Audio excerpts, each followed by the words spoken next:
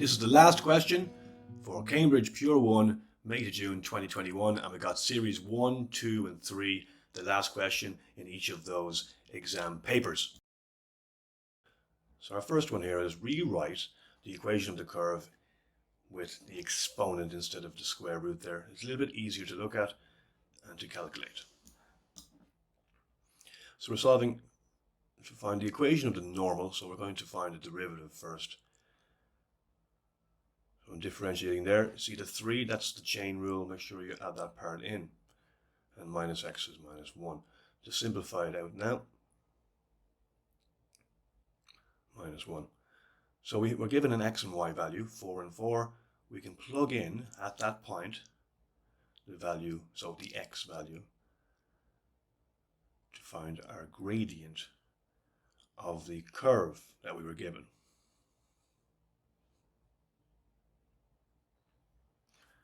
It's equal to minus 1 over 4. So the equation of the normal, the gradient of the normal, will be the negative reciprocal, or if you use the formula m1 times m2 is equal to minus 1. The 4 times the minus 1 quarter should be equal to minus 1. It is, so that's our normal. So it's perpendicular. And we put in now just those values. We have our point of 4, 4. So y is equal to 4x minus 16 minus 4 is 12. And that's your final answer. That's the equation of the normal in that form. Part B, find the coordinates of the stationary point. So the stationary point is where dy over dx is equal to 0. So we've already found the derivative there. So we'll put that in now. So I'm just rewriting it again in that form with the square root underneath. So I can multiply across. And minus 1, move it over, is plus 1. Okay, so 3 is equal to root 3x plus 4. Root 3x plus 4 times 1 multiplied across. Simplified it out. We squared the 3, and then we get x is equal to 5 over 3. And then we're going to plug that back in to our original equation of the curve to find y.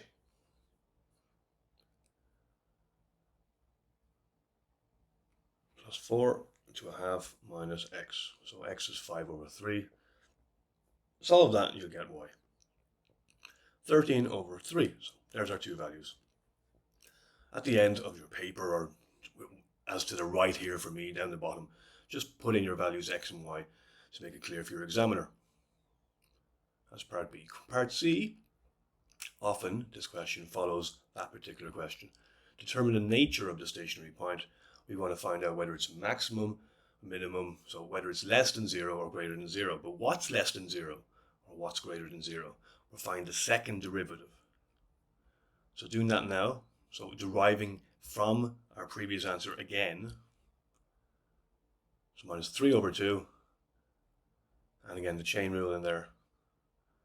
The inside part of the brackets. So the derivative of 3x plus 4 is 3. So we'll fix that up now a little bit. Minus 9 over 2. And we can also plug in our x value from the previous part. So x was equal to 5 over 3. So now just plug that in, substitute that in to what we got for our second derivative there. You can already tell perhaps where this is going. You can check ahead of time sometimes. You have to prove it either way. So you can maybe see that it's negative, perhaps. It's up to yourself. But when you calculate it out, you'll see that it is less than 0 or negative. And so it's a maximum. And I would suggest you have a quick look at how that works in a graph. You know, increasing, decreasing, or in the inverse. And you'll see how that works very clearly. So it's a maximum there. Last part of this question, find the exact area between x is 0 and 4. So our boundaries are there. I'll just rewrite now our equation of the curve, and we have to integrate this. So let me just draw a quick. So we have a square root. Now square roots are kind of like a C shape. So it's a little bit above there with the amplitude, And I know the minus x changes that quite a lot. It's more of a straight line, kind of like almost like a diagonal line there. And so we're finding the exact area in between there. Just to demonstrate. You don't have to do this, I suppose. And so from there you get 2. So 1/2 plus 1. So we get 3 over 2. So 2 divided by 3 over 2. Minus x is minus x squared over 2, or 1/2 x squared. And I actually have to put in my chain rule, don't I? So the chain rule is divide by 3 or multiply by a third. Same difference. We do the opposite of what we did previously. Think of it like that.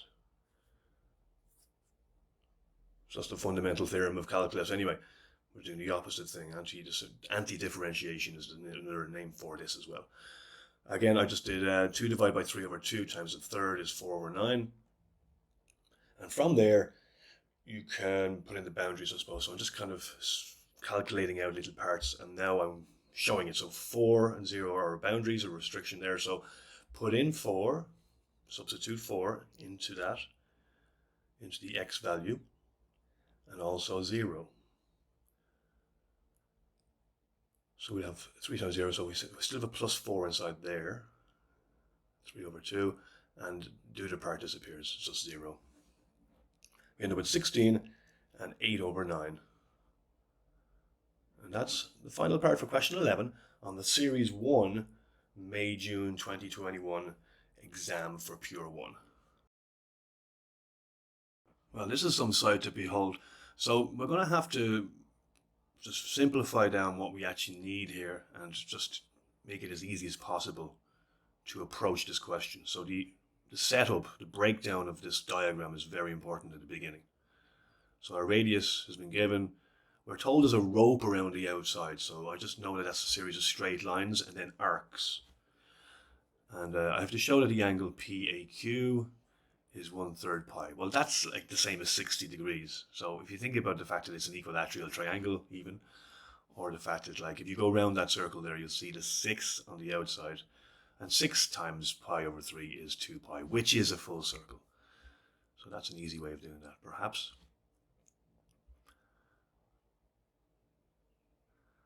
Find the length of the rope. So find the length of the outside. So we have 6 lines and 6 arcs. You have a formula for the arc. The arc is the angle times the radius. So I'm just showing those parts there. In red you'll see the arcs, and in green you can see the straight lines. We're going to start with the arcs. So we know there's 6 of them. And so we'll take our pi over 3 times 20. So 20 pi over 3 times 6 is 40 pi. So we're doing this in terms of pi for the moment. Our lines are radiuses, we can say. So I know that there's 2 in each line. So there's 2 lines. Let's say the line, the green at the top there, there's 20 plus 20. So I'm just going to do that across the whole thing. But of course, you just realize that it's 20 plus 20 is 40 times 6. Or 40 times 6. So the length of all of those lines will be 240.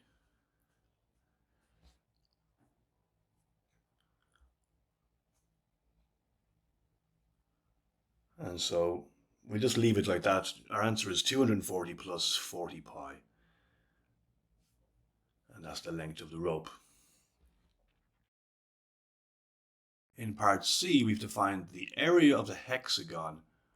So I'm going to show a cutaway now for the diagram, which needs a little bit of a breakdown and explanation, aside from the fact that you must give your answer in terms of root 3. Find the area of the hexagon ABCDEF.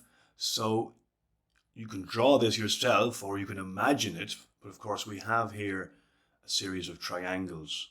And so if you find the area of one of the triangles, you can multiply by 6. And that would be one way of doing this. Another way is to realize that you can do two trapeziums. So I'm just highlighting that there, at least one of them, and you can see the other one as well. So of course there's sometimes various ways of doing these kind of questions. I'm going to show both ways. We'll start with the triangles. So we know there's 6 of them, but we'll just do the calculation first. So half times 20 plus 20 is 40. Just keep in mind of that. So 40 times sine pi over 3. So we end up with 400 root 3 times 6. So 2400 root 3, that's our final answer. And just to show it, because I just cut away to it anyway, the trapezium should be a plus b. So 40 plus 80 divided by 2 times 40 times sine root over 3. Root over 3, pi over 3. And we'll get the same. 1200 times 2 is 2400 root 3. So that's our exact answer in terms of root 3 as well. Find the area of the whole thing, basically. Find the area of the complete region enclosed by the rope. So we're going to include our answer from previous. So 2400 root 3 was our hexagon. I'm going to cut away again now just to show the breakdown of the diagram. We just have our previous answer, so the A, B, C, D, E, F hexagonal part. We do indeed have that, and we also have 6 rectangles around this diagram, and then of course 6 sectors as well. So we have to add all of that together. So just think about it again. We've got the hexagonal part in the center. We've got 6 rectangles around that, and then we have like PAQ, 6 of those triangular or sector shapes there as well. Included with the hexagonal area that we just did, we also have the rectangles, which will be, so 20 times 40 is 800. 800 times 6 is 4,800. We also have 6 sectors. So recall your area of the sector formula.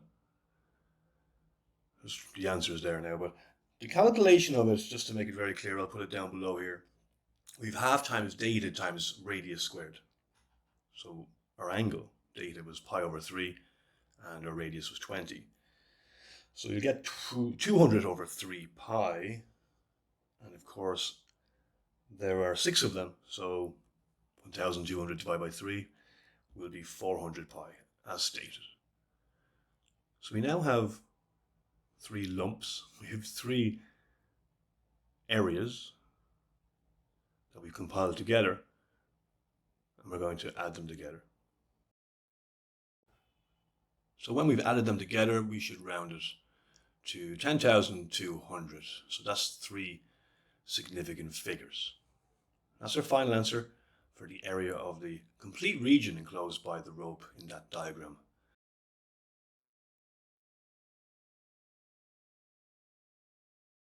In series 3, we've got this last question, and we have an equation and a positive constant of k within that, and we have to find the coordinates of the minimum point.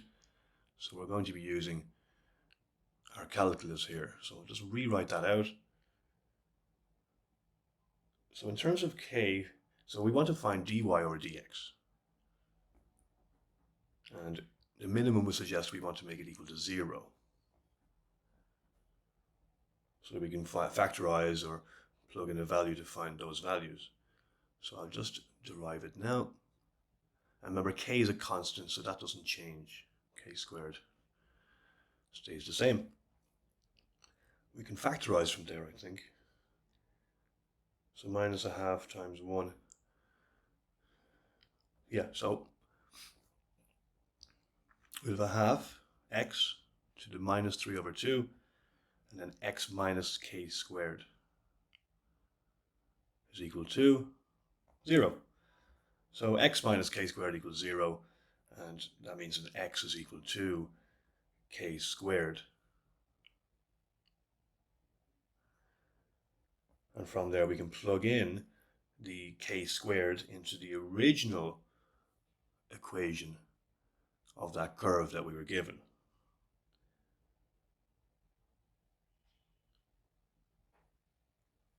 With this question, you want to be very careful with your exponents. So just to see when they cancel out or when they need to be done, I would literally have a sidebar on your paper here calculating these things out just to make sure you're doing it accurately. So it cancels out there the like 2 times 1/2. Remember your exponents when they multiply, they add and stuff like that. So just go back over your exponent rules if you're not entirely sure about that. So we end up with k plus k, which is 2k. So the final answer is x is k squared and y is 2k.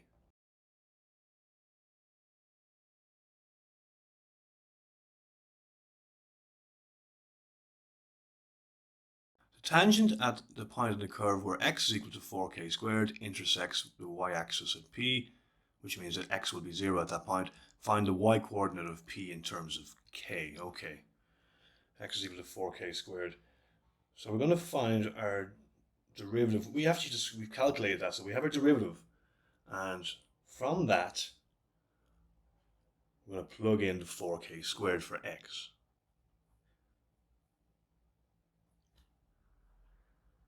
So half times 4k squared minus half. So be very careful again here with the exponents. I would do these separately on the right hand side or something, just to make sure. You have a calculator, of course, and just check these numbers as well. If you ever have a problem with these kind of questions with the exponents, for instance, use the value of 2. Use a simple, numerical value to kind of test what the answer might be. So I think the first one was 1 over 4k, yeah, and then minus 1 over 16. I think it's k as well. Let's just check it. So that cancels out.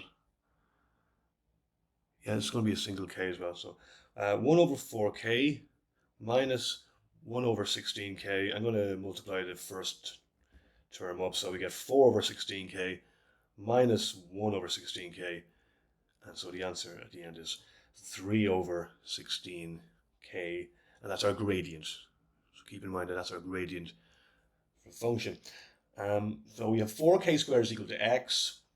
Let's plug that back into our original equation. So y is equal to 4k squared to the power of a half plus k squared times 4k squared to the power of minus a half.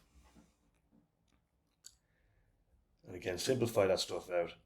So please remember to have a look back at the graph there if you need to, but also keep in mind that you have to make sure that the k and the 4 in that per first term gets the constant of 4 within those brackets is also being affected here by the exponent. Be very careful there. So 5k over 2 when you simplify all that down.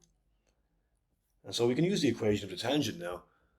Y minus our y value, so y minus 5k over 2 is equal to 3 over 16k, our gradient, and then brackets x minus 4k squared. And we already know, if you just check back up, we have x is equal to 0 because it intersects the y-axis.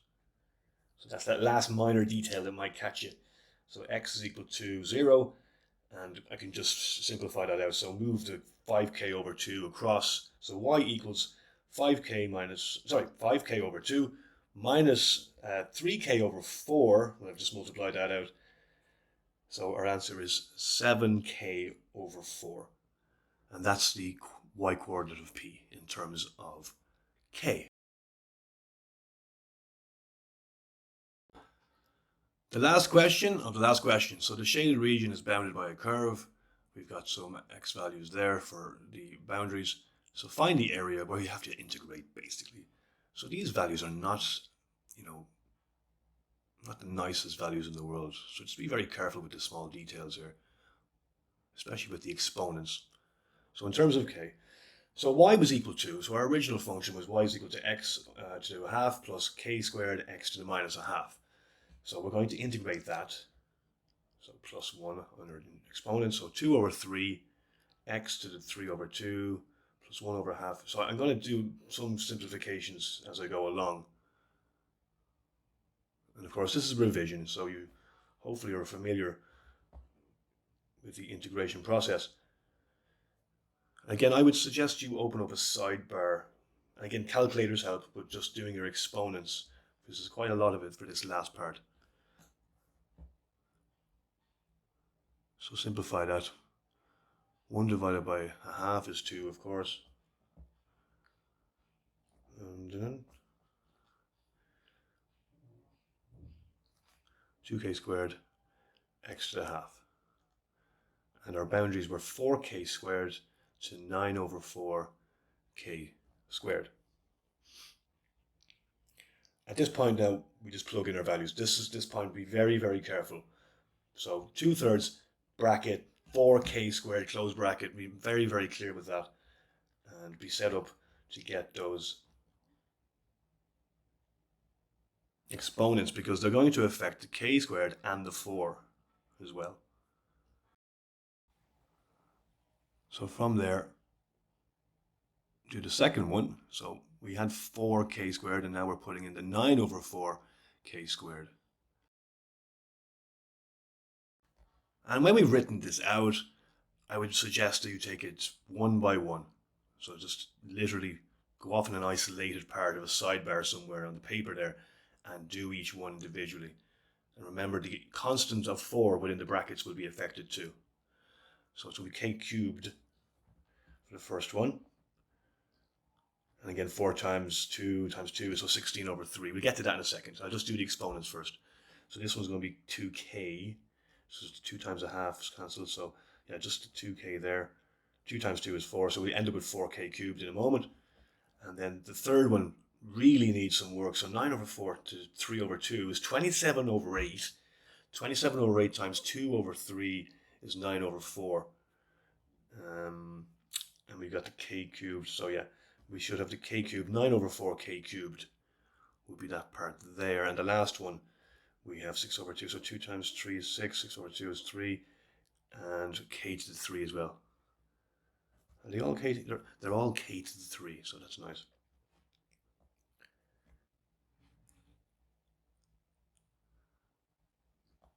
Yeah. So up the top maybe here, to fit it in, I will put in the final answer. So 16 over 3, k to the 3, plus 4k to the 3. Double check it if you need to. That's bracketed. We'd say minus, so this is the first boundary. The second one now, 9 over 4k3, plus, again, 3k3. Get the calculator out to do this. So you'll end up with 49 over 12 k to the 3. And that's your final answer for this last question. The last question of the last question, 2021, May, June, Cambridge exams for Pure 1.